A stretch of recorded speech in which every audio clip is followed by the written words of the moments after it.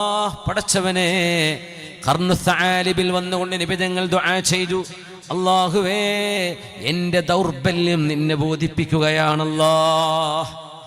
അല്ലാഹുമ്മ ഇലൈക അഷ്കൂ ബത്തി വഹുസ്നി വഖില്ലത ഹീലതി വഹവാനി അലന്നാസ്. ഞാൻ ആളുകളുടെ മുമ്പിൽ വിലയില്ലാത്തവനായി പോയല്ലോ റബ്ബേ. 52 വയസ്സ് തികഞ്ഞിരിക്കുന്ന നിബിതങ്ങൾ 53-ാം വയസ്സിലേക്ക് പോകുന്ന റസൂലാണ് ഈ പറയുന്നത്.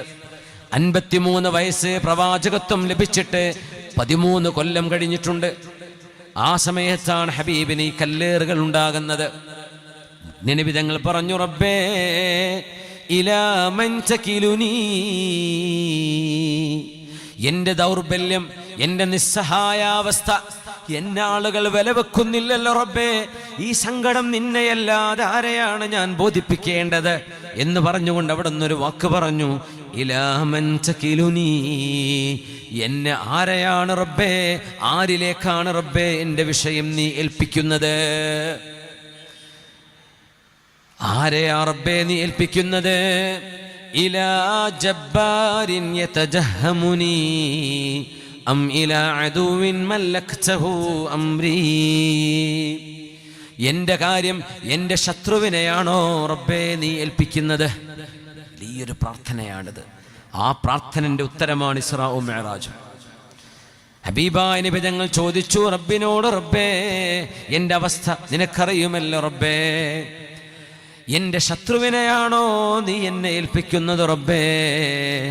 എന്നോടൊരു ദയാവായ്പും കാരുണ്യവും കാണിക്കാത്ത ഭീകരരായ ആളുകളെയാണോ റബ്ബേ നീ എന്നെ ഏൽപ്പിക്കുന്നത്? ഇല്ലം യകും ബിക ഗളബുൻ ഫലാ ഉബാലി. പടച്ചവനെ, നിനക്കെന്നോട് ദേഷ്യമില്ലെങ്കിൽ റബ്ബേ, ഈ വേദനയൊന്നും ഈ നിസ്സഹായാവസ്ഥയും ആളുകൾ എന്നെ മൈൻഡ് ചെയ്യാതിരുന്നതും എന്നെ ആട്ടിയോടിച്ചതും ഇതൊന്നും എനിക്ക് പ്രശ്നമല്ല റബ്ബേ. നീ എന്നോട് ദേഷ്യപ്പെട്ടിട്ടില്ല എങ്കിൽ നീ ദേഷ്യപ്പെട്ടിട്ട് ചെയ്യല്ല റബ്ബേ. നമ്മൾ മനസ്സിലാക്കണം, ഒരു അസുഖം വരുമ്പോൾ അള്ളാഹ് ദേഷ്യപ്പെട്ടത് കൊണ്ടാ അയാൾക്ക് ക്യാൻസർ വന്നത്, അങ്ങനൊന്നും പറയല്ലേ. അതൊന്നും അല്ല ഇതിൻ്റെ ഉത്തരം. ഒരപകടം വരുമ്പോൾ അത് മുമ്പേ നടക്കേണ്ടതായിരുന്നു, ഇതൊന്നും പറയാൻ നമ്മൾ ആരും അല്ല കേട്ടോ. അമ്പിയ ഇന്ന് പ്രയാസങ്ങൾ വന്നിട്ടുണ്ട്. അള്ളാഹ്ക്ക് തീരുമാനിക്കാൻ കഴിയൂ. നിങ്ങൾ തെറ്റ് ചെയ്തിട്ടുണ്ടെങ്കിൽ ആ തെറ്റിന് അള്ളാഹു കഫാറത്തായി നാളെ ഖബറിലോ നാളെ മഹ്ശറയിലോ അദാബ് കിട്ടാതിരിക്കാൻ ദുന്യാവെന്ന് അള്ളാഹു ശിക്ഷ കൊടുക്കും. എന്തുകൊണ്ട്? ഉമ്മച്ചി ഉമ്മത്തും മർഹൂമ ലാ യുഅദ്ദിബുഹ അല്ലാഹു മർറതൈൻ. എൻ്റെ ഉമ്മത്തികൾ റഹ്മത്ത് ചെയ്യപ്പെട്ട ഉമ്മത്തികളാ. അവർ ചെയ്ത തെറ്റിന് ദുന്യാവിലൊരു പരീക്ഷണം അവർക്ക് വന്നാൽ നാളെ ആ തെറ്റിന് അല്ലാഹു അവിടെ ശിക്ഷിക്കൂല. നോക്കണം, നമ്മളെന്താ പറയാ? അങ്ങനെ കിട്ടേണ്ടത് തന്നെ. അങ്ങനെയൊന്നും പറയരുത് കേട്ടോ. ആർക്ക് രോഗം വരുന്നത് ശത്രുവിനാണെങ്കിൽ പോലും ഒരുപക്ഷെ അയാൾ ചെയ്ത തെറ്റുകളൊക്കെ അല്ലാഹു പുറത്തു കൊടുക്കുകയും നമ്മൾ വലിയ അഹങ്കാരം കൊണ്ട് വലിയ ആളാന്ന് വിചാരിച്ച് നടന്നതിൻ്റെ പേരിൽ നമ്മളോട് അല്ലാഹു കോപിച്ചിരിക്കുകയുമാണെങ്കിൽ നമ്മൾ പരാജയപ്പെടും, അവർ രക്ഷപ്പെടുന്നതാണ്. പുണ്യനബി തങ്ങൾ പറഞ്ഞു, ഒരാൾക്കും സംഭവിച്ച മുസീബത്ത് നീ കണ്ടുകൊണ്ട് സന്തോഷിക്കരുത്. ഇമ്മ അൻ യുആഫിയഹുല്ലാഹ് വയബ്തലീക്. ഒരാൾ ഒരു തെറ്റ് സംഭവിച്ചു എന്ന് വിചാരിക്കുക, മദ്യപിച്ചു, അല്ലെങ്കിൽ വ്യഭിചരിച്ചു, അല്ലെങ്കിൽ ഏതെങ്കിലും ഒരു തെമ്മാടിത്തരത്തിൽ ചെന്നുപോയി പെട്ടു, ഒരു റോങ് ഗ്യാങ്ങിൻ്റെ ഉള്ളിൽ പെട്ടു, അവൻ അങ്ങ് നശിച്ചു എന്ന് വിചാരിക്കുക. ലാ തുദ്ഹിരി ശമാത, അത് കണ്ടുകൊണ്ട് നീ സന്തോഷിക്കരുത്. അയൽപക്കക്കാരനായ വീട്ടിലെ കുട്ടി ലഹരിക്കടിമയായി അവൻ്റെ വീട്ടുകാർ മുഴുവനും അവനെ കൈയൊഴിയുന്ന അവസ്ഥയിലേക്ക് എത്തിക്കാണുമ്പോൾ കണ്ടില്ലേ എൻ്റെ മക്കൾ എന്താ, അവൻ്റെ മക്കളുടെ അവസ്ഥ നോക്ക് എന്ന് നീ പറയല്ലേ. പുണ്യനബി തങ്ങൾ പറയാ, ഇമ്മ അൻ യുആഫിയഹുല്ലാഹ്, ആ കുട്ടിക്ക് അല്ലാഹു ശിഫ കൊടുക്കും, ആ വീട്ടുകാർക്ക് അല്ലാഹു ആശ്വാസം കൊടുക്കും. ആ വീട്ടുകാരനെ കുട്ടിക്കുണ്ടായ ഏതു പ്രയാസം കണ്ടുകൊണ്ടാണോ നീ സന്തോഷിച്ചിരുന്നത്, ആ പ്രയാസം നിന്റെ വീടിൻ്റെ ഉള്ളിലേക്ക് കൊണ്ടുവരാൻ അള്ളാഹുവിന് കഴിയും എന്ന് നിങ്ങൾ മനസ്സിലാക്കണം. ആര് പറഞ്ഞു? നമ്മുടെ ഹബീബ് റസൂലുള്ളാഹി സ്വല്ലല്ലാഹു അലൈഹി വസല്ലം. ഇത് അറിവുകളിൽ നമ്മൾ അറിയേണ്ട വലിയൊരു അറിവാണ്. നമ്മൾ അറിയാതെ പോകരുത്. നമ്മൾ ആരുടെ പരാജയം കണ്ടുകൊണ്ട് സന്തോഷിക്കരുത്. ആ മനുഷ്യൻ വിജയിച്ചു മുന്നേറുകയും ഈ സന്തോഷിച്ച് കൈയടിച്ച നിങ്ങൾക്ക് ആ പരീക്ഷണം അല്ലാഹു തിരിച്ചു തന്നുകൊണ്ട് പരീക്ഷിക്കുകയും ചെയ്യുമെന്ന് പറഞ്ഞത് നമ്മുടെ ഹബീബാണ് സ്വല്ലല്ലാഹു അലൈഹി വസല്ലം. അതുകൊണ്ട് പരീക്ഷണങ്ങൾ വരുമ്പോഴേ നമ്മൾ പറയേണ്ടത് എന്താ? അല്ലാഹുവേ, നീ നിന്റെ ദേഷ്യം കൊണ്ട് എനിക്ക് അസുഖം തന്നതാവരുത് റബ്ബേ. പരീക്ഷണമായിക്കോട്ടെ. അമ്പിയാക്കളൊക്കെ പരീക്ഷിക്കപ്പെട്ടില്ലയോ? അയ്യൂബ് നബി അലൈഹിസ്സലാം പരീക്ഷിക്കപ്പെട്ടില്ലേ? മുസ്തഫ നബി തങ്ങൾ പരീക്ഷിക്കപ്പെട്ടില്ല. അമ്പിയാക്കളിൽ ഏറ്റവും കൂടുതൽ പരീക്ഷണം അനുഭവിച്ച നബി നമ്മുടെ റസൂലാണ് സ്വല്ലല്ലാഹു അലൈഹി വസല്ലം. നമ്മുടെ റസൂലിനോളം പ്രയാസം അനുഭവിച്ച ഒരു നബിയും കഴിഞ്ഞു പോയിട്ടില്ല. ഫൽ അംസലു ഫൽ അംസൽ. അല്ലാഹുവിൻ്റെ ഹബീബിൻ്റെ ആ ഒരു കാറ്റഗറിയോട് ചേർന്ന് വരുന്ന ആളുകൾ അതിൻ്റെ തൊട്ടുതാഴെ. അങ്ങനെ പിറകോട്ട് ഏറ്റവും മുമ്പിൽ പ്രയാസം കൂടുതൽ അനുഭവിച്ചതാരാ? നമ്മുടെ ഹബീബാണ് സ്വല്ലല്ലാഹു അലൈഹി വസല്ലം. നമ്മൾ പറയാൻ പറ്റുമോ ആ പ്രയാസം അനുഭവിച്ചത് കുരുത്തക്കേടുണ്ടെന്ന് പറയാൻ പറ്റുമോ? ഒരു മനുഷ്യനെ കുറിച്ച് പോലും പറയാൻ പാടില്ലെന്നാണ്. അതുകൊണ്ട് ഹബീബ് ദുആ ചെയ്തു, അല്ലാഹുവേ ഇല്ലം യകും ബിക ഗളബുൻ ഫലാ ഉബാലി. അല്ലാഹുവേ, നിനക്കെന്നോട് ദേഷ്യം തോന്നിയിട്ടില്ലെങ്കിൽ എൻ്റെ കാല് ചോര വന്നൊലിക്കുന്ന ഈ വ്രണങ്ങളും മുറിവും ഈ പ്രയാസവും നിസ്സഹായാവസ്ഥയും എന്നെ ആളുകൾ ആട്ടിയോടിച്ചതും കൂക്കി വിളിച്ചതും ഇതൊന്നും എനിക്ക് പ്രശ്നമല്ല റബ്ബേ. ഇതൊന്നും എനിക്ക് പ്രശ്നമല്ല. നീ എന്നോട് ദേഷ്യപ്പെടരുത്. അഊദു ബിവജ്ഹികൽ അഊദു ബിനൂരി വജ്ഹികല്ലദി അശ്റഖത് ലഹുൽ ളുലുമാത് വസലുഹ അലൈഹി അംറുദ്ദുനിയാ വൽ ആഖിറ. പടച്ചവനെ, നിന്റെ പരിശുദ്ധമായ ദാത്തിന്റെ പ്രകാശം, ആ പ്രകാശം കൊണ്ടല്ലയോ പ്രപഞ്ചം മുഴുവനും പ്രഭ പൂണ്ടത്. അഊദു ബിനൂരി വജ്ഹികല്ലദി അശ്റഖത് ലഹുൽ ളുലുമാത് വസലുഹ അലൈഹി അംറുദ്ദുനിയാ വൽ ആഖിറ. ഈ ലോകത്തിൻ്റെയും ആഖിറത്തിൻ്റെയും പ്രശ്നങ്ങൾ പരിഹൃതമാകുന്നത് റബ്ബേ നിന്റെ പ്രകാശത്തിൻ്റെ ബർക്കത്ത് കൊണ്ടാണല്ലോ റബ്ബേ. ആ നൂറിനെ മുൻനിർത്തി ഞാൻ ചോദിക്കുകയാണ്, അൻയഹുല്ല ബി ഗളബുക്. നിന്റെ ദേഷ്യം എന്നിലേക്ക് ഇറക്കരുത് അല്ലാഹ്. നീ എന്നോട് ദേഷ്യപ്പെടരുത് റബ്ബേ. ഖർനുസ്സആലിബിലെ പാറക്ക് മുകളിൽ ഇരുന്നു കൊണ്ട് ഹബീബ് ചെയ്ത ദീർഘമായ ദുആയാണത്. എന്നിട്ട് ഹബീബ് പറഞ്ഞ വാക്കുണ്ട്, ലക്കൽ ഉച്ബാ ഹത്താ തർദാ. പടച്ചവനെ, എന്തൊക്കെയാണെങ്കിലും എല്ലാ സ്തുതിയും എല്ലാ നന്ദിയും പടച്ചവനെ നിനക്കാണല്ലാ. ഹത്താ തർദാ, നിനക്ക് മതി വരുന്നതുവരേക്കും. അസുഖത്തിൽ കിടക്കുമ്പോൾ നമ്മൾ അള്ളാഹിനോട് ഇങ്ങനെ പറയാറുണ്ടോ? ഒരു ചെറിയ കടബാധ്യത വരുമ്പോൾ നമ്മൾ പറയാറുണ്ടോ, റബ്ബേ എന്നാലും നിനക്ക് സ്തുതി അല്ലാ, ഞാൻ ഇത്രയല്ലേ കുടുങ്ങിയിട്ടുള്ളൂ, ഇതിലേറെ കുടുങ്ങിയ ആളുകൾ എത്രയുണ്ട് പടച്ചവനെ, നമ്മൾ പറയാറുണ്ടോ? ലക്കൽ ഉച്ബാ ഹത്താ തർളാ. പടച്ചവനെ, ഒരു സൃഷ്ടിക്ക് സൃഷ്ടാവിനെ പുകഴ്ത്താൻ കഴിയുന്ന വാക്കുകൾക്ക് പരിധിയുണ്ട്, പരിമിതിയുണ്ട്. അല്ലാഹുവേ, നിന്റെ അനുഗ്രഹങ്ങൾക്ക് എപ്പോഴും നിനക്കാണല്ലാ സ്തുതി. ലക്കൽ ഉച്ബാ ഹത്താ തർളാ, നിനക്ക് മതി വരുവോളം നിനക്കാണ് റബ്ബേ സ്തുതി. ഒരു പ്രയാസത്തിലാണ് നബി തങ്ങൾ ഇത് പറയുന്നത്. ആ പ്രയാസത്തിൽ നിന്ന് ഹബീബാ നബി തങ്ങൾ ആശ്വസിപ്പിക്കുകയാണ് അല്ലാഹു. മുത്തുനബി തങ്ങൾക്ക് 6 മാസം വഹി വരാതിരുന്നപ്പോ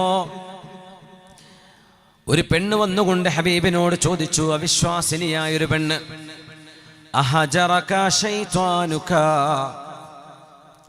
ഇഖ്റഅ ബിസ്മി റബ്ബിക്കല്ലദീ ഖലഖ എന്ന ആയത്തുകൾ ഇറങ്ങിയപ്പോ, സൂറത്തുൽ അലഖിലെ ആദ്യത്തെ 5 ആയത്തുകൾ ഇറങ്ങിയതിന് ശേഷം പുണ്യനബി തങ്ങൾക്ക് 6 മാസം വഹി വരാതിരുന്നപ്പോൾ ഹബീബിന് വിഷമമുണ്ടായിട്ടുണ്ട്. ആ സന്ദർഭത്തിൽ ഒരു മുശ്രിക്കത്തായ പെണ്ണ് വന്ന് നബിയോട് ചോദിച്ചു, അഹജറക ശൈത്വാനുക, അങ്ങയുടെ പിശാച്ച് അങ്ങയുടെ അരികത്ത് വരാതെയായോ എന്നൊരു പെണ്ണ് ചോദിച്ചതിന് മറുപടിയായിട്ടാണ് വല്ലുഹാ എന്ന സൂറത്ത് ഇറങ്ങുന്നത്. വല്ലുഹാ വല്ലൈലി ഇദാ സജാ, എല്ലാം മൂടിക്കളയുന്ന ഒരു ഇരുട്ടിന്റെ ശേഷം ഒരു പ്രഭ വരുന്നത് പോലെ പ്രയാസങ്ങൾക്ക് ശേഷം ആശ്വാസം വരുന്നുണ്ട് നബിയേ എന്ന് അല്ലാഹു വിളിച്ചറിയിക്കുകയാണ്. മാ വദ്ദഅക റബ്ബുക വമാ ഖലാ, അല്ലാഹു ഹബീബേ അങ്ങയെ കൈവടിഞ്ഞിട്ടില്ല നബിയേ, അങ്ങയെ മാറ്റി നിർത്തിയതും അല്ല നബിയേ, വമാ ഖലാ അങ്ങയോട് പിണങ്ങിയതുമല്ല നബിയേ, വമാ നതനസ്സലു ഇല്ലാ ബിഅംരി റബ്ബിക് അങ്ങയുടെ രക്ഷിതാവായ അല്ലാഹു എന്നോട് ഭൂമിയിലേക്ക് അവതരിക്കാൻ പറയുന്ന റബ്ബിൻ്റെ നിർദ്ദേശമനുസരിച്ചുകൊണ്ട് മാത്രമേ നബിയേ എനിക്ക് അങ്ങയുടെ അരികത്തേക്ക് വരാൻ കഴിയൂ. വഹി അല്ലാഹു പിടിച്ചു വെച്ചു, എനിക്ക് അല്ലാഹുവിൻ്റെ നിയമത്തെ മറികടന്ന് വരാൻ സാധ്യമല്ലെന്ന് ജിബ്രീൽ അലൈഹിസ്സലാം ഹബീബിനോട് മറുപടിയും പറയുന്നുണ്ട്.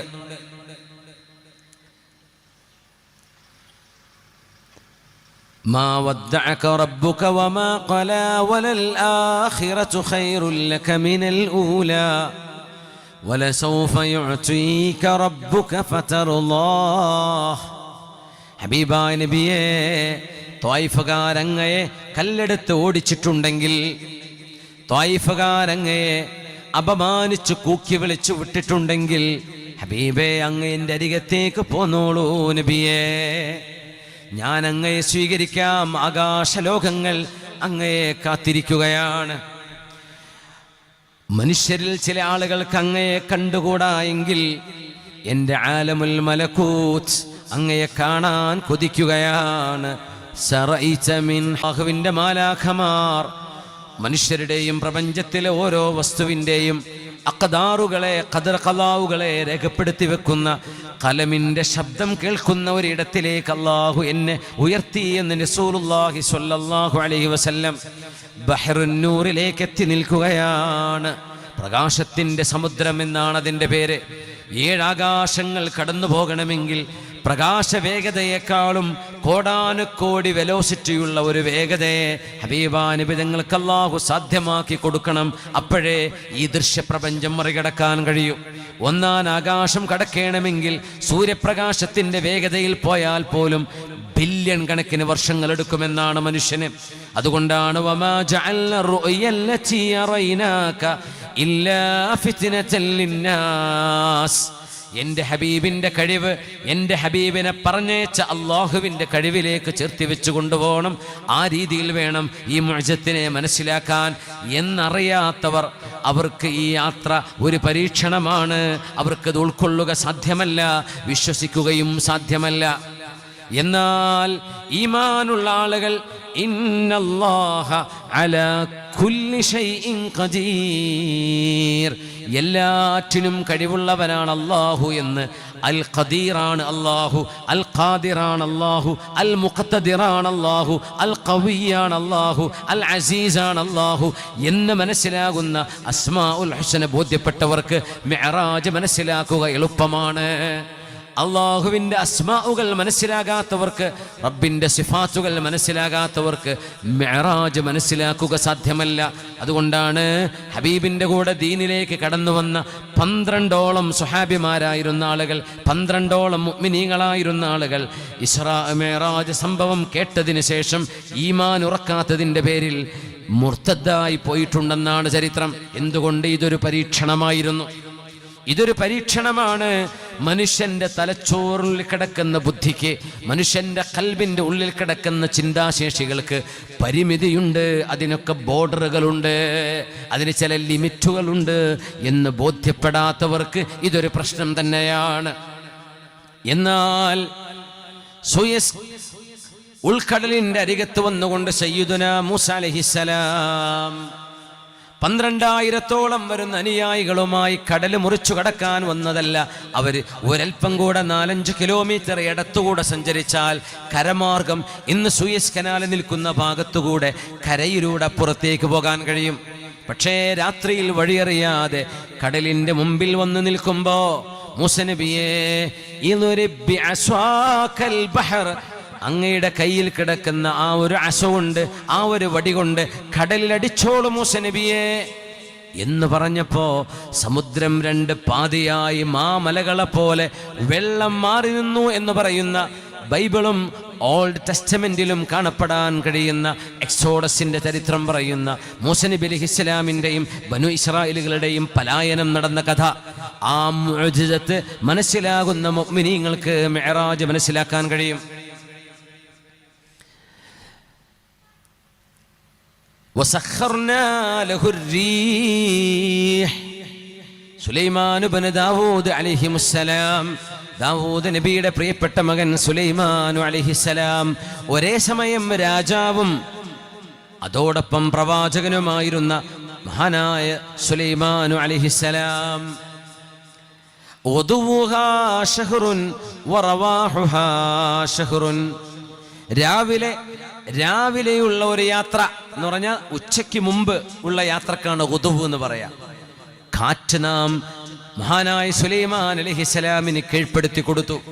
വസഖർനാ ലഹു റീഹ്. വിമാനങ്ങൾ കണ്ടെത്തുന്നതിന്റെ മുമ്പ്. ഖുർആൻ വലിയ അത്ഭുതമല്ല മുഅ്മിനെ, നിങ്ങൾ ആലോചിച്ച് നോക്കൂ. ആകാശത്തുകൂടെ വായുവിലൂടെ മനുഷ്യൻ യാത്ര ചെയ്തു എന്ന് ഖുർആൻ സുലൈമാൻ നബി അലൈഹിസ്സലാമിനെ കുറിച്ച് പറഞ്ഞില്ലേ? വസഖർനാ ലഹു റീഹ്. ഇന്ന് മനുഷ്യന് യാത്ര ചെയ്യണമെങ്കിൽ ഒരു പേടകം വേണം, ഫ്ലൈറ്റ് വേണം, ഒരു എയർക്രാഫ്റ്റ് വേണം, ഒരു സ്പേസ് ഷട്ടിൽ വേണം. ഇങ്ങനത്തെ ഒരു ടാഞ്ചിബിൾ ഒരു മാറ്ററും ഇല്ലാതെ, ഒരു മാസ് ഇല്ലാതെ സുലൈമാൻ നബി യാത്ര ചെയ്യിച്ചതിനെയാണ് സുലൈമാൻ നബിയുടെ മുഅ്ജിസത്ത് എന്ന് മനസ്സിലാക്കുന്നത്. അത് മുഅ്ജിസത്താണ്. അല്ലെങ്കിൽ യാത്ര ചെയ്യണമെങ്കിൽ you need something to sit on, അല്ലേ? ഇരിക്കണമെങ്കിൽ എന്തെങ്കിലും വേണ്ടേ? ഒന്നുമില്ല. കാറ്റിലൂടെ മുസ്ലിമീൻ. ഫലസ്തീനിൽ കിടക്കുന്ന മഹാനായ സുലൈമാൻ നബി അലൈഹിസ്സലാം ഇങ്ങ് തെക്ക് കിഴക്കേ അറ്റത്ത് കിടക്കുന്ന യമനിലെ സബ എന്ന് പറയുന്ന നാട്, ഷിബ എന്ന് പറയുന്ന നാട്, അതാണ് സബ.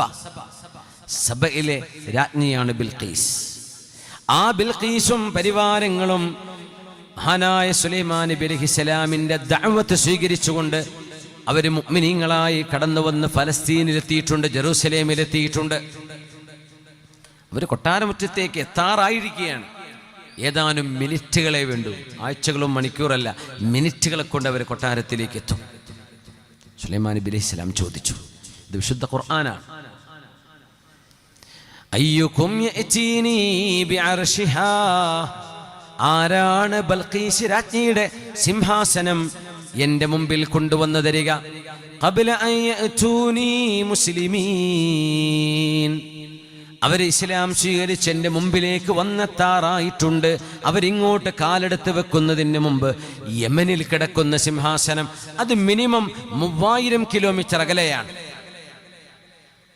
3000 കിലോമീറ്റർ വേണം ഫലസ്തീനിൽ ഷീബയിലേക്ക് എത്താൻ. Minimum 3000 kilometres. ഫ്ലൈറ്റിന് പോവുകയാണെങ്കിൽ അതൊരു ഏകദേശം 3.5 മണിക്കൂറോളം സമയമെടുക്കും, 4 മണിക്കൂറിനടുത്ത് സമയമെടുക്കും. ആ ദൂരം ആരാ എനിക്ക് പെട്ടെന്ന് കൊണ്ടുവരാ? അപ്പൊ ജിന്നുകളിൽപ്പെട്ട വലിയൊരു ജിന്ന് പറഞ്ഞു, എന്ത്, 1 മണിക്കൂർ സമയം നിന്നാൽ ഞാൻ കൊണ്ടുവരാം. ആ ജിന്നിന്റെ കഴിവെന്തായിരിക്കും? 1 മണിക്കൂർ സമയം നിന്നാൽ ഞാൻ അത് കൊണ്ടുവരാം. പക്ഷെ 1 മണിക്കൂർ സമയം വേണം. قال عفريت من الجن أنا آتيك به قبل أن تقوم من مقامك. അങ്ങ് ഖലാഇന് വേണ്ടി ഇരിക്കുന്ന 1 മണിക്കൂർ സമയം, അത് എണീറ്റിരിക്കുമ്പോഴേക്കും ഞാൻ കൊണ്ടുവരാം. 1 മണിക്കൂർ സാഅ. സുലൈമാൻ നബി പറഞ്ഞു, പറ്റില്ല, എനിക്ക് ഇപ്പം കൊണ്ടുവരണം. ഇതൊരു ഹദീസൊക്കെ ആണെങ്കിൽ ചിലപ്പോൾ ചിലർ ഇതിനെ ലൈഫാക്കും, അല്ലെങ്കിൽ മൗദൂ ആക്കി വരെ വിടും. ഇത് ഖുർആനാ. ആലോചിച്ച് നോക്കൂ, അള്ളാന്റെ കലാമിൽ വന്നതുകൊണ്ട് സമഅൻ വതാഅ. അല്ലെങ്കിൽ എങ്ങനെയെങ്കിലൊക്കെ ഇത് ബുദ്ധിക്ക് നിരക്കണില്ലല്ലോ, അതുകൊണ്ട് ശരിയാവില്ല, ചിലപ്പോൾ ഏതെങ്കിലും റാവിൻ്റെ ഇടയിൽ ഉണ്ടാവും എന്നൊക്കെ പറഞ്ഞ് മുൻഖത്തി ആയിരിക്കും, അങ്ങനെ ആയിരിക്കും, ഇങ്ങനെ ആയിരിക്കും, മുർസലായിരിക്കും, അല്ലെങ്കിൽ എന്തെങ്കിലും പറഞ്ഞിട്ട് ഇതിനങ്ങോട്ട് സൈഡാക്കും. കാരണം എന്തേ, ബുദ്ധിക്ക് നിരക്കണില്ല. എന്താ ഈ പറയണത്? ഒരു മനുഷ്യൻ പറഞ്ഞു, ഞാൻ ഇപ്പൊ കൊണ്ടുവരാം. ടെലിപ്പോർട്ടേഷൻ എന്നതിന് പറയാം. ടെലിപ്പോർട്ടേഷൻ. ഇപ്പം നമ്മൾ ടെലിഫോൺ ചെയ്യും, ഇനി ടെലിപ്പോർട്ട് നടക്കും ലോകത്ത്. സാധനങ്ങളെ കൊണ്ടുവരിക, പെട്ടെന്ന് സാധനങ്ങൾ, കൊറിയറുകാരനോ ബൈക്കുകാരനോ ഡെലിവറി ബോയ് ഒന്നും ആവശ്യം ഉണ്ടാവില്ല. സാധനങ്ങളെ ടെലിപ്പോർട്ട് ചെയ്യാൻ കഴിയുന്ന സംവിധാനം ലോകത്ത് വരാം. ഒരു വലിയനുണ്ടായ ആസഫ് ഇബ്നു ബർഖിയ എന്ന് പറയുന്നൊരു വലിയ സുലൈമാൻ നബി അലൈഹിസ്സലാമിൻ്റെ മുമ്പിൽ നിന്നുകൊണ്ടൊരു മനുഷ്യൻ പറഞ്ഞു, 1 മണിക്കൂർ കൊണ്ട് ജിന്നിന് കൊണ്ടുവരാൻ പറ്റുമെന്ന് പറഞ്ഞത് സെക്കൻഡുകളെന്നല്ല, മൈക്രോ സെക്കൻഡ്സ്. മഹാൻ പറഞ്ഞെന്താണെന്നറിയോ? Within the blink of your eye, നിങ്ങൾ കണ്ണ് ചിമ്മി തുറക്കുമ്പോൾ കൊണ്ടുവരാം. ഒന്ന് കണ്ണിമ്മിക്ക് എത്ര സമയം? 1 സെക്കൻഡിനേക്കാളും താഴെയാണ് അല്ലേ? കണ്ണ് ചിമ്മി തുറക്കും. കണ്ണ്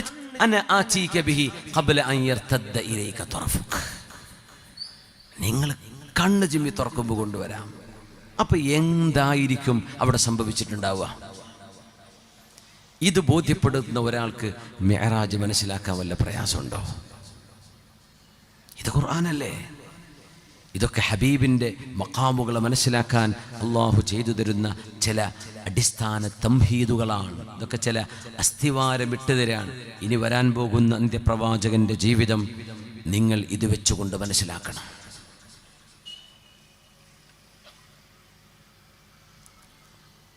കണ്ണ് തുറന്നപ്പോഴേക്കും 1 സെക്കൻഡ് എടുത്തിട്ടില്ല.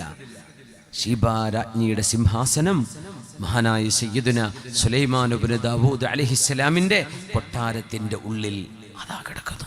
ഒരാൾക്ക് ഇങ്ങോട്ട് നീക്കിയിടേണ്ടി വരികയും എങ്ങനെ അത് കൊട്ടാരത്തിൻ്റെ ഉള്ളിൽ വന്നു? കൊട്ടാരത്തിൻ്റെ ഗേറ്റിനുള്ളിൽ കൂടെ വരണ്ടേ? ചുമര് പൊളിച്ചിട്ടുണ്ടോ? ജനല് പൊളിച്ചെടുത്തിട്ടുണ്ടോ? ഈ കൊട്ടാരം, ഈ ഒരു സിംഹാസനം, കൊട്ടാരല്ല സിംഹാസനം, മഹദി ഇരുന്നിരുന്ന ആ ഒരു ചെയർ കണ്ണിമ വെട്ടിയപ്പോഴേക്കും ഇവിടെയുള്ള ഒരു സാധനം ഇങ്ങോട്ട് നീക്കി വെക്കണമെങ്കിൽ ഒരു 4-5 സെക്കൻഡെങ്കിലും എടുക്കൂലേ? 4-5 സെക്കൻഡ് എടുക്കൂലേ? ഇവിടെയുള്ള സാധനം ഒന്നിങ്ങോട്ട് മാറ്റണമെങ്കിൽ അല്ലേ? ഈ ഒരു ബോട്ടിൽ ഇവിടെ നീക്കണമെങ്കിൽ ഒരു 2 സെക്കൻഡ് എടുക്കൂലേ മിനിമം?